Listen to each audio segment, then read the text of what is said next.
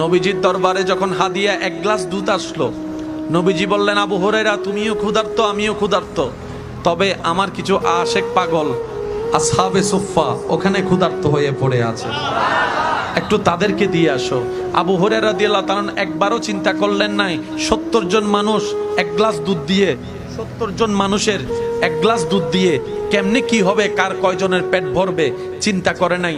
নবী হুকুম দিতে দেরি, আবু হুরায়রা রাদিয়াল্লাহু তাআলা যাইতে দেরি করে নাই, যাইতে দেরি করে নাই।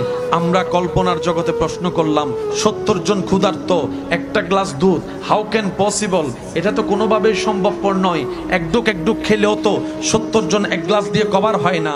আবু হুরায়রা রাদিয়াল্লাহু তাআলা বলেন, আমি সেদিকে তাকাচ্ছি না যেদিকে তোমরা তাকাচ্ছ, আমি আবু হুরায়রা তাকাচ্ছি আমার নবীর হুকুমের দিকে, আমার নবীর আদেশের দিকে।